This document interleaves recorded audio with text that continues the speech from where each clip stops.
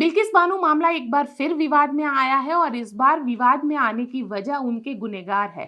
दरअसल supreme court के आदेश के बाद आत्मसमर्पण करने वाले 11 जो गुनहगार है, उन गुनहगारों में से एक ऐसा प्रदीप मढ़िया जो है वो पेरोल पर बाहर आ गया है। अभी 1 महीना भी नहीं हुआ है और 1 महीने के भीतर ही पेरोल मिलने से ये पूरा मामला जो है वो चर्चा में आया है। प्रदीप मढ़िया ने गुजरात हाई कोर्ट में याचिका दाखिल की थी। उसके ससुर के निधन के बाद ये याचिका दाखिल की गई थी। उसने 1 महीने का पेरोल मांगा था। हालांकि कोर्ट ने उसे 5 दिन का पेरोल दिया है, लेकिन उसके बाद ये पूरा मामला जो है वो विवाद में तब आया जब प्रदीप मढ़िया नाम का ये जो गुनहगार है ये रणधीकपुर में देखा गया और वो जो वीडियो है वो सोशल मीडिया पर वायरल हो गया। दरअसल प्रदीप मढ़िया ये बिल्किस मामले में पिछले कई सालों से जेल के अंदर था। अब पेरोल पे बाहर तो आया है, लेकिन विवाद इसलिए भी खड़ा हो रहा है क्योंकि जो जगह है रणधीकपुर, ये रणधीकपुर वही जगह है जहां पे 2002 के दंगों के बाद बिल्किस के साथ बलात्कार हुआ, उसके रिश्तेदारों की हत्या की गई और साथ ही यहाँ पे कई गवाह भी रहते हैं।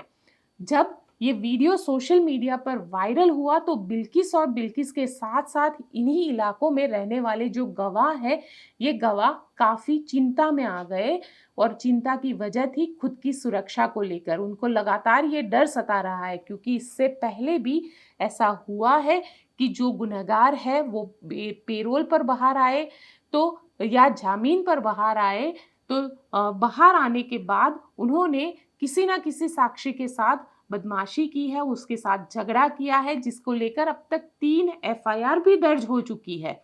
अब जब प्रदीप मढ़िया पेरोल पर बाहर आया है और वो भी तब कि 1 महीने का वक्त नहीं बीता है सुप्रीम कोर्ट का आदेश आने के बावजूद, लेकिन प्रदीप मढ़िया का ये वीडियो वायरल होने के बाद जो साक्षी है, जो इस पूरे मामले के गवाह है, इन गवाहों ने भी बयान दिया है और मांग की है कि इन लोगों को, जो गुनहगार है बिल्किस के, उनको गुजरात के बाहर ट्रांसफर किया जाए। उन गवाह के जरिए क्या कहा गया, आइए सुनते हैं इस।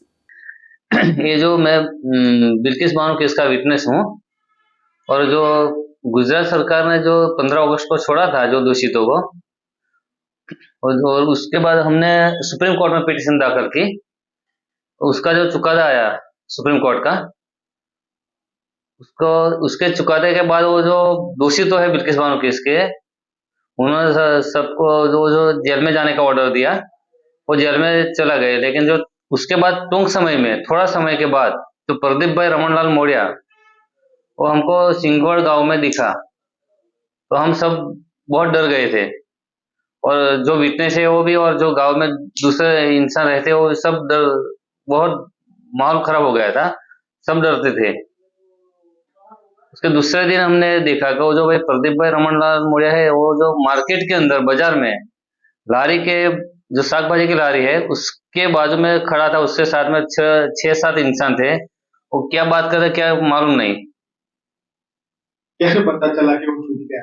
उसके बाद हमने वो दूसरे से जाना कि वो किस तरह से आए, छूट गए कि क्या हुआ। तो ये बोला कि उसका जो ससुरा है वो गुजर गया है, उसके लिए वो आया है।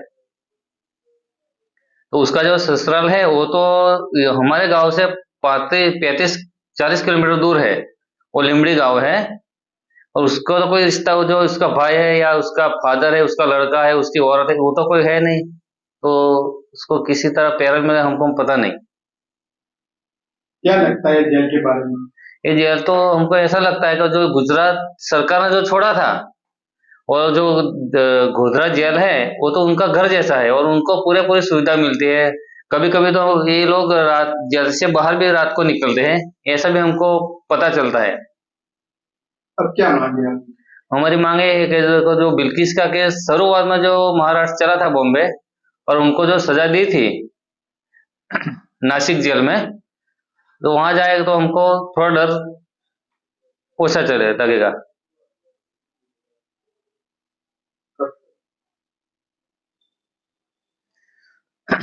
हाँ, क्या जो बिल्किस बानो केस बहुत गंभीर था,